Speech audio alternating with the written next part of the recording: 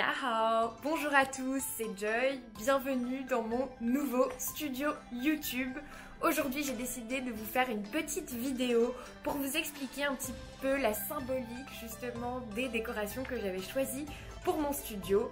Avant de commencer, cliquez sur le bouton s'abonner juste en dessous de cette vidéo pour vous abonner à ma chaîne YouTube et recevoir toutes mes vidéos dès qu'elles sortent. Dans la description de cette vidéo, vous pouvez également retrouver mes guides gratuits pour apprendre le chinois plus facilement, apprendre à écrire les caractères et encore plein d'autres surprises. Donc allez jeter un coup d'œil dans la description. Et nous, on commence tout de suite. Alors, vous avez vu récemment mon nouveau studio. J'ai enfin terminé de le décorer. Ça a mis un petit peu de temps parce que j'avais commandé des décorations qui venaient de Chine. Mais voilà, c'est enfin fini et j'ai décidé donc de vous expliquer un petit peu la symbolique de chaque objet que j'avais choisi. Allez, c'est parti! Et voilà ce que ça donne. Donc, j'espère que ça vous plaît. En tout cas, moi, je suis super contente de vous le faire découvrir. Alors, on va commencer par le premier élément de déco, c'est ce papier découpé. Donc, comme vous pouvez le voir, il y a un grand caractère chinois au milieu qui s'appelle Fu, qui signifie le bonheur, la joie. Donc, il est en gros au milieu pour apporter la joie et le bonheur dans toute la famille. En fait, là, c'est Tuanjia, toute la famille entière.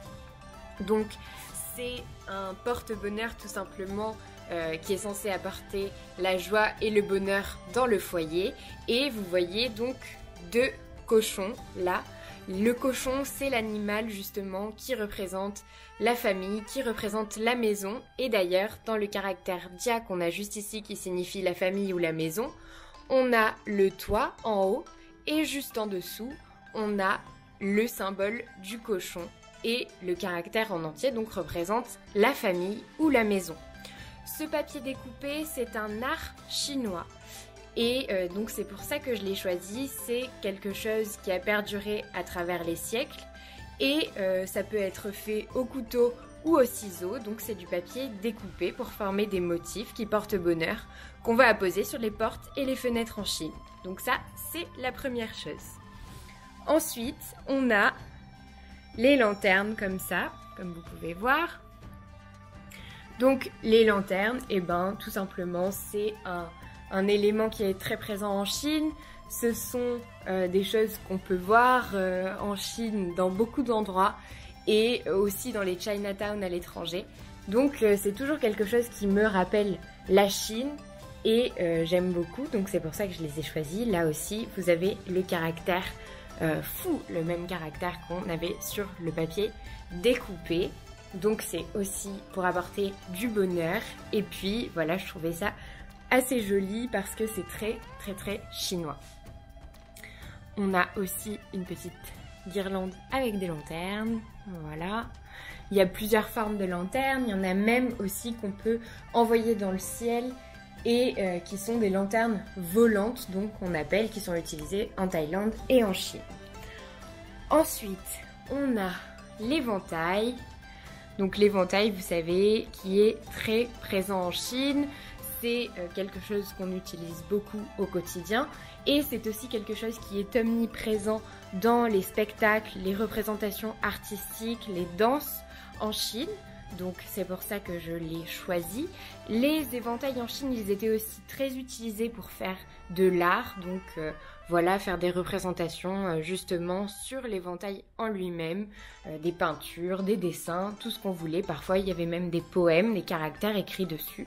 Donc voilà, moi j'ai choisi celui-là avec des petits dessins dorés. Ensuite, on a un porte-bonheur chinois.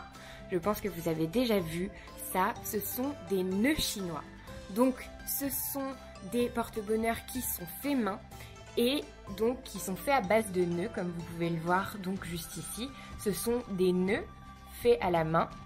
Et ensuite là, on a des pièces et des franges.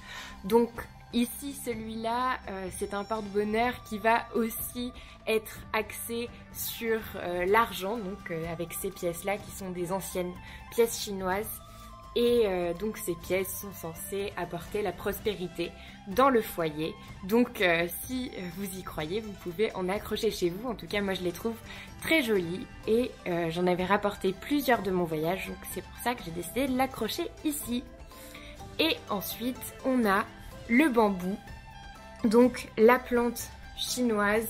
La plante qui est très très répandue en Chine bien sûr, la plante que les pandas mangent, consomment et bien sûr la plante qui est utilisée pour absolument tout faire en Chine. Donc bien sûr il y a de la décoration mais il y a surtout de la construction, il y a vraiment tout le monde qui utilise du bambou en Chine pour construire tout et n'importe quoi. Les échafaudages, c'est tout en bambou. Si vous allez en Chine, vous pourrez faire attention à ça. Et voilà, donc le bambou, c'est le symbole un petit peu chinois. Et donc, c'est pour ça que j'ai décidé de le rajouter ici. Et ensuite, on a la petite table aussi avec les motifs un peu ajourés, style chinois. Voilà, donc ça c'est mon nouveau studio, je suis très contente de vous le présenter aujourd'hui, j'espère qu'il vous plaira et donc toutes mes prochaines vidéos se passeront juste ici. Voilà, c'est tout pour cette vidéo et moi je vous dis à bientôt pour une prochaine vidéo. Ciao!